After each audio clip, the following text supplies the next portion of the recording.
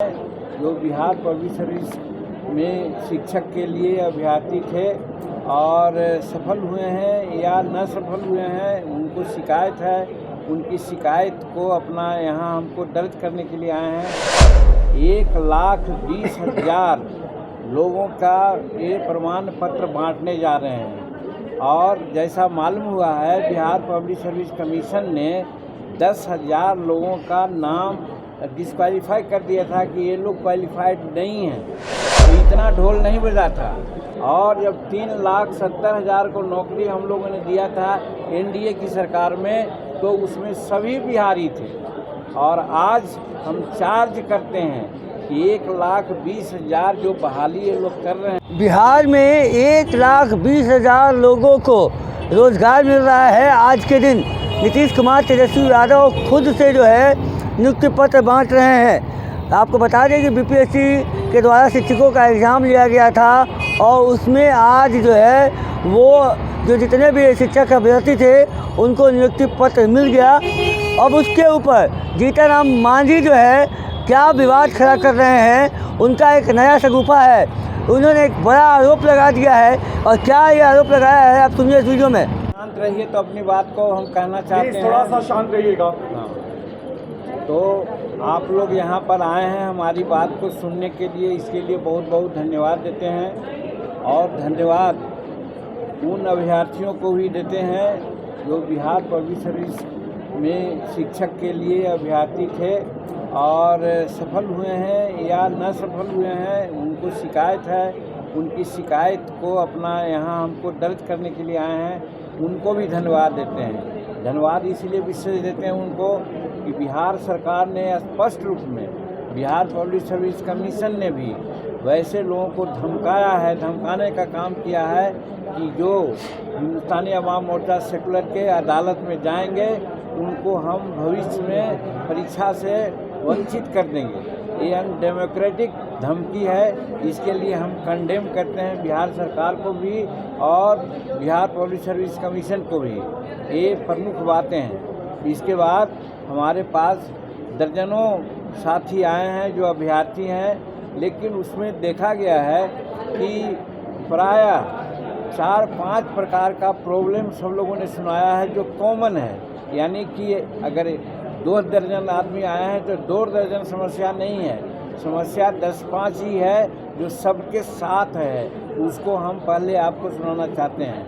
सबसे पहली बात ये कहना चाहते हैं कि आज 1,20,000 लोगों का ये प्रमाण पत्र बांटने जा रहे हैं और जैसा मालूम हुआ है, बिहार पब्लिक सर्विस कमीशन ने 10,000 लोगों का नाम डिस्क्वालीफाई कर दिया था कि ये लोग क्वालिफाइड नहीं हैं।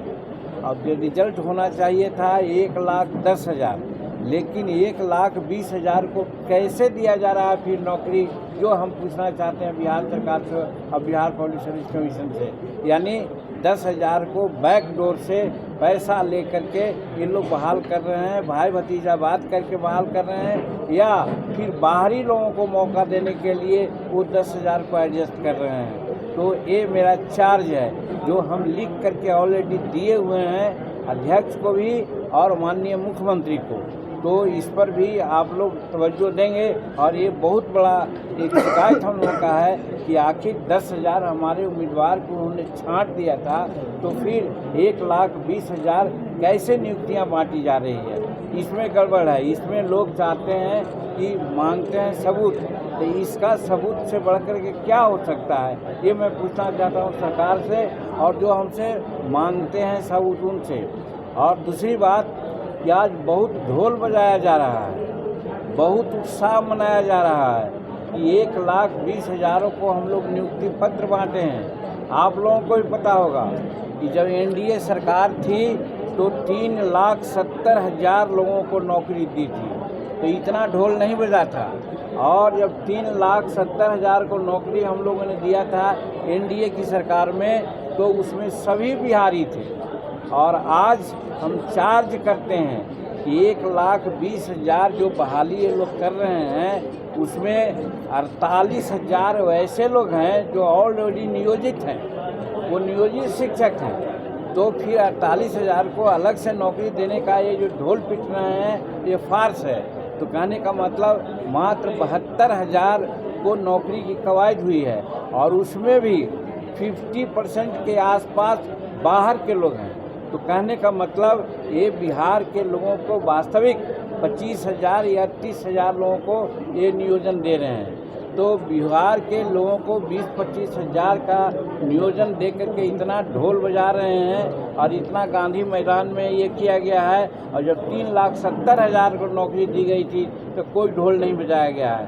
हम कहना चाहते हैं कि एनडीए की सरकार, ये एनडीए के लोग बात करने में विश्वास नहीं करते, काम करने में विश्वास करते हैं और काम करते हैं उसको बहुत प्रचार नहीं करते हैं। और ये लोग काम करते नहीं हैं लेकिन उसको प्रचारित करते हैं, ये हम चार्ज करते हैं इन लोगों को। और इसमें एक बात और है, यहीं पर बात उठती है। 2014-15 में बाज़ाब्ता डोमिसाइल नीति की घोषणा की गई थी। सन ऑफ द सॉइल की नीति है, भूमि पुत्र को तरजीह देना चाहिए। लेकिन जब से माननीय नीतीश कुमार जी आए और उसके पहले डोमिसाइल सर्टिफिकेट को रद्दी के टोकरी में डाल दिया है, जो बिहार के युवाओं के लिए एकदम खिलवाड़ है उनके भविष्य से। हम मांग करना चाहते हैं कि आज बिहार के नवयुवकों के भविष्य के साथ खिलवाड़ कर करके बाहर के लोगों को ला रहे हैं। डोमिसाइल से विषय पर जो नीति नहीं है, इसके चलते ये गड़बड़ियाँ हो रही है। इसलिए डोमिसाइल नीति अपनानी चाहिए और सन ऑफ द सॉइल की नीति मानते हुए बिहार के बच्चों को तरजीह देना चाहिए, जो नहीं दे जा रहे हैं। और इसके बाद हम ये कहना चाहते हैं कि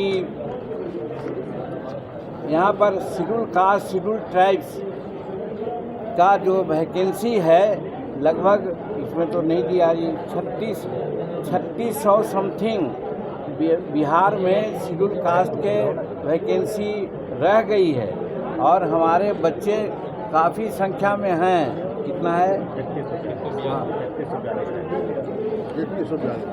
31,000। तो आप सुन रहे थे जीतन राम मांझी को कि किस तरीके से वो पैसे का आरोप लगा रहे हैं कि पैसे लेकर ये नौकरी दी गई है। और जो बाहर के यानी जो बिहार से बाहर हैं उनको जो जॉब मिला है उस पर भी सवाल खड़े कर रहे हैं वो भाजपा के साथ। यानी भाजपा एक तरफ जो है वो बात करती है वन नेशन वन लॉ की, और दूसरी तरफ उनके जो सहयोगी नेता हैं, सहयोगी दल हैं उनके, वो बात करते हैं डोमिसाइल की। बात कितनी दूर तक जाएगी, अगर निकली है तो जाएगी, क्योंकि भाजपा को ये बात साफ करना होगा कि वो वन नेशन वन लॉ चाहती है या डोमिसाइल। बने रहिएगा पेश आगे के साथ। मैं कुंदन यादव, धन्यवाद।